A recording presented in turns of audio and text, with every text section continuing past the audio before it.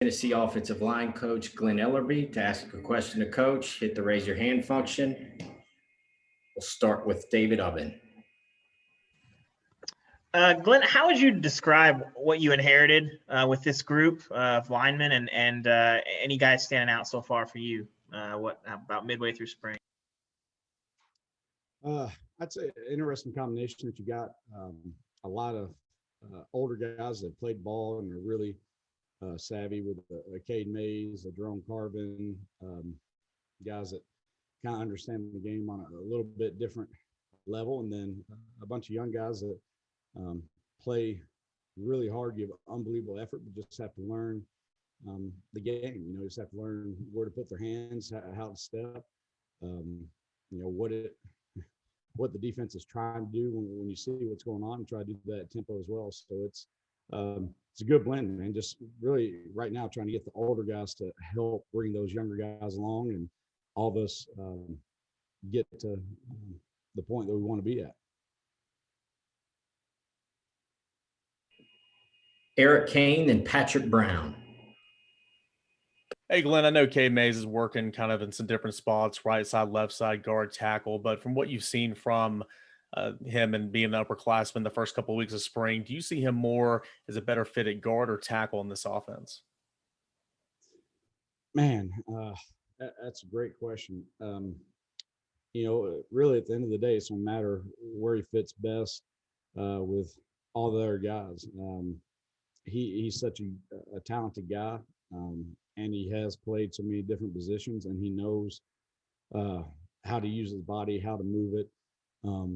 That really at the end of the day, he's probably going to slide in there where it makes us best. If that's at tackle, awesome, then we're rolling down the road. If it's at guard, awesome, that's where we'll go. And to his credit, man, he has had to do a bunch of different positions, had to move a lot, and it's just been for us, for the team, for doing whatever matters, and really appreciate that part of him. One, because I can move him, and two, just the way he's responded to it.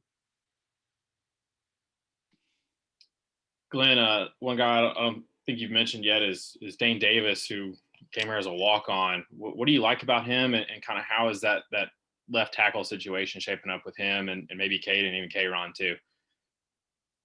Yeah, Dane, studies the game. Now, I'm not sure there's been a guy that's been in extra, especially there in the beginning, to try to learn the offense. He, a great example, kind of talking different pass set stuff, and he was trying to play to some of his strengths and change the set. And you respect the guy that, understands where he's good and what he has to do, and he plays a great effort and has a great attitude, and has done a really good job at left tackle, just as solid as can be.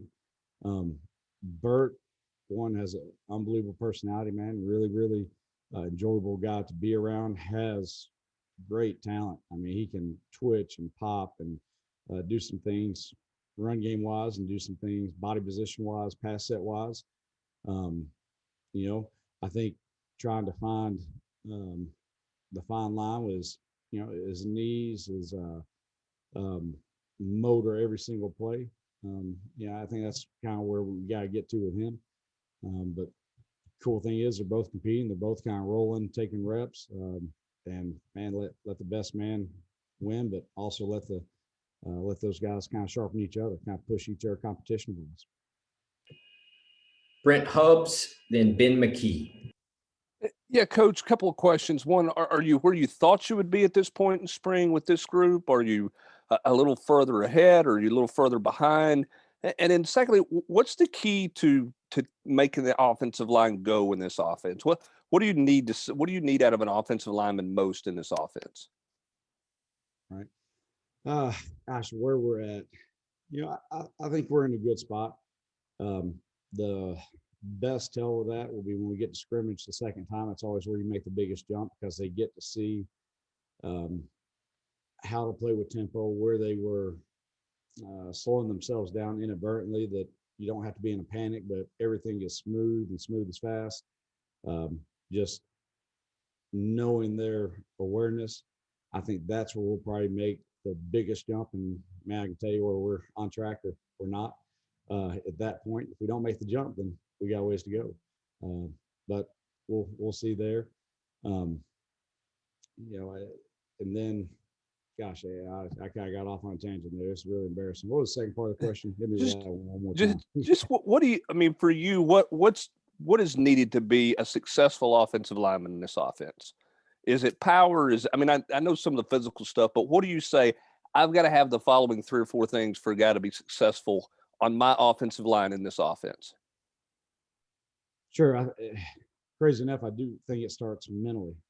Guys have to be able to process fast. It is a quick tempo offense or fast tempo or whatever you want to call it. The play's coming in, we're ID in the front, and the ball snapped. If you can't process, you're going to struggle. I think in this league and the way that we do run the ball, you got to be a guy with wide hips and physicality, man. Like you don't like trying to knock somebody off the ball and don't enjoy moving a man from point A to point B, all the cliches you can think of, and have the ability to run block, man, you're not going to be very good in this offense either. You got to be a tough guy. After that, I think it comes down to redirection, because at some point you're isolated and pass sets, or you're going to get in the run game, you're going to be in a man block, and you have to change direction. Like for me, man, can you think? Are you a tough dude that can go move some guys off the ball, and can you redirect? If you can do those 3 things, and we can start to build from there. Yeah, Coach, I wanted to ask you about some of the younger guys this spring. Just what have you seen from Cooper Mays and Javante Spraggins, and then your early enrollee, William Parker? Yeah, Coop has made a big-time leap. I think one in his footwork and base. Gosh, you go back and look at the first couple of practices, just where he was in the run game to where he is now. He enjoys it every single day. The guy has juice, has energy. I think he is trying to fix or be a better player every day, man. His technique, body position, hands, whatever it is you ask, he tries to go work on it and tries to get it fixed. Sprags has one of the guys that, like I was talking about with young guys, unreal motor. Guy plays 1,000 miles an hour. I think he's got it in ways, not necessarily slow down, but learn how to play that fast with technique, with a first step, second step, hands, understand where I'm trying to put the defender and keep my leverage. He is going to be a great player, man. And really all those guys, you look at where they were, the young guys from day one to right now, they've made leaps and bounds. It's just got to keep going that way. And then Griff hasn't made as big a jump, but man, what an unbelievable, it's hard when you first come in, but unbelievable kid, like great human being, plays freaky fast. He just is raw to the game. Has to learn what to do, how to do it. But the fact that he'll play so fast when the ball snapped, he'll be just fine. 2 more questions. Gustavo, then Eric Kane. Coach, you mentioned about scrimmage, and developing your unit. What do you expect from this week, scrimmage, in terms of building your offensive line, in this point of the spring practices?